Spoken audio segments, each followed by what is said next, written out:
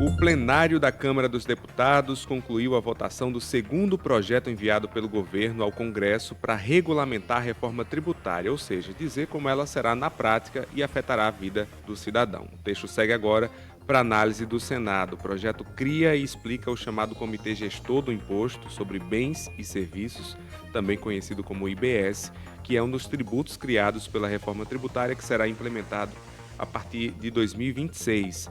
Na prática, ela vai substituir o ICMS e o ISS que existe hoje. O objetivo da reforma tributária é simplificar o sistema tributário no país, que é considerado muito complexo. Muitas pautas estão em discussão relacionadas à questão da reforma tributária e a gente vai detalhar mais esse assunto agora aqui no Jornal da Manhã. No Jornal da Manhã, Café com Direito, com Sheila Sodré. Sheila, bom dia. Bom dia, Daniel. Você começou com uma notinha aí, né? E falou algo interessante dentro dessa reforma, que é as grandes fortunas. O comitê que estava, o grupo de trabalho que estava, o GT que estava trabalhando nessa segunda fase do projeto, tentaram colocar de várias formas alguma coisa parecida com as grandes fortunas, mas eles falavam dos grandes patrimônios. Só para mudar aí as grandes fortunas, eles tentaram passar. Aí veio o pessoal com um termo mesmo, uma taxação para as grandes fortunas. Assustou. Né? Acabou assustando, porque veio depois de já ter passado a questão dos grandes patrimônios na hora de você qualificar e utilizar as alíquotas para o ITCMD, né, que é o Imposto da Herança, e iam se estabelecer que a alíquota maior, que hoje está estabelecido em 8%, ele seria realmente para esses grandes patrimônios. Mas aí agora você já viu que não foi aprovado, e não foi só essa taxa aí para as grandes fortunas, que eles queriam criar algo à parte, que realmente não passou nem na primeira fase mesmo desse trabalho, que foi a questão da tributação também sobre as previdências privadas, as previdências complementares, tipo VGBL, PGBL, que também causou muita polêmica, que, por sinal, o governo, antes de mandar o projeto para a Câmara, um dia antes, à noite, ele tinha exatamente retirado isso da pauta. Mas aí o GT incluiu, e claro, você viu que aí o lobby foi grande de quem realmente investe em VGBL e PGBL, e retiraram isso aí do projeto que já vai agora para a votação, agora em novembro, né? O presidente do Senado garantiu que ia votar em novembro.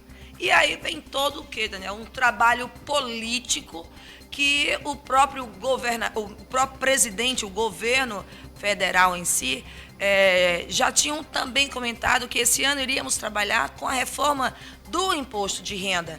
E aí Haddad, essa semana, foi bombardeado, o presidente Lula, foi bombardeado exatamente com isso. E aí, vai ou não vai mexer no imposto de renda? E a resposta dele foi uma interessante. Esse ano não, porque nós ainda não fechamos, de fato, a regulamentação da reforma tributária, que vai acontecer agora em novembro. Então, seria perda de capital político, sim, antes de terminar, de fechar esse ciclo inicial do imposto de renda, que, segundo ele, vai ficar neutro. E aí, toda essa discussão foi que, segundo os jornalistas que estão ali perto colhendo informação, a conversa e a pressão do presidente Lula em cima da equipe econômica, e aí vem em cima de Haddad, para poder ele continuar afirmando aquilo que, pela primeira vez, saiu da boca de Haddad, que é realmente a promessa de campanha de Lula, que os brasileiros que ganham até R$5 mil não vão pagar imposto de renda. Então, isso alegrou, né? Tivemos até algumas questões envolvidas à própria economia, mesmo que o dólar deu uma caída por conta dessas falas, mas Haddad diz o seguinte: a reforma do imposto de renda, ela vai ter um efeito neutro. Aí você pensa, como? Se hoje são 2 salários mínimos, há a possibilidade de você iniciar a tabela de isenção do imposto de renda e ela passar para 5 mil, o número de aposentados que se tem, que se paga imposto de renda, o número de pessoas que ganham 5 mil, que fica o quê? Uma faixa de quase 65, 66 mil por ano. Quer dizer, essas pessoas deixarem de pagar imposto de renda na fonte, né? Então, isso assim, é uma perda. Porém, a Haddad já está buscando outras formas para equilibrar isso. É onde aquela frase que a gente começou o tema das grandes fortunas, nunca você vai ouvir na boca de Haddad e de ninguém que está ali na economia. Eles vão buscar os tributos no exterior, como já começou a fazer. Ele já está fazendo esse estudo para vir de maneira mais sorrateiramente, não, mas usando os termos menos assustadores, eu digo, para não afastar e não trazer mais opositores, que a gente sabe que o lobby é muito grande.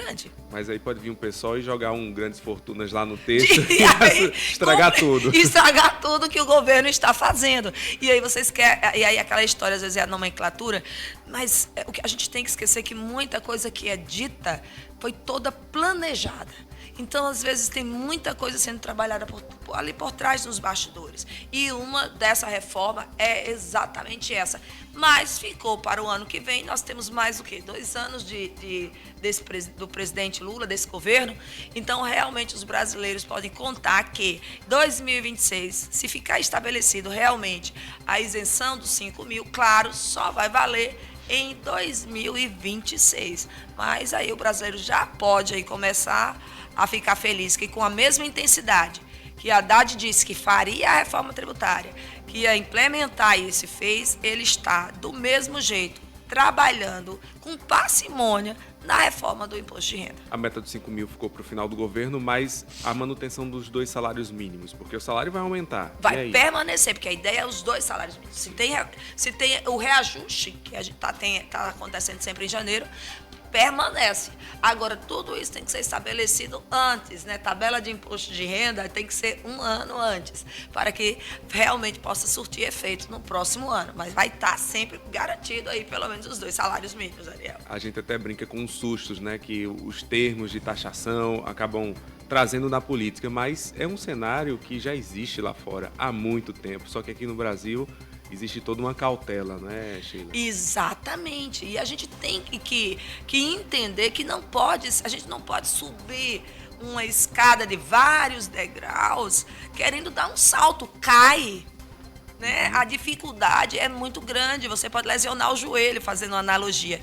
Então, o Brasil, ele tá, a gente acha, às vezes, quem paga o imposto sabe, poxa, a carga é pesada, principalmente porque você não sente que aquele tributo está te desonerando de outras obrigações, como pagar a escola, pagar plano de saúde.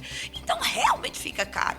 Em outros países onde a carga tributária ela é mais alta em alíquotas, né, mais, por exemplo, sobre o patrimônio e não sobre o consumo, realmente a taxação sobre grandes fortunas, a taxação de grandes heranças, lá se paga 40, 30, no Brasil é 8 o máximo.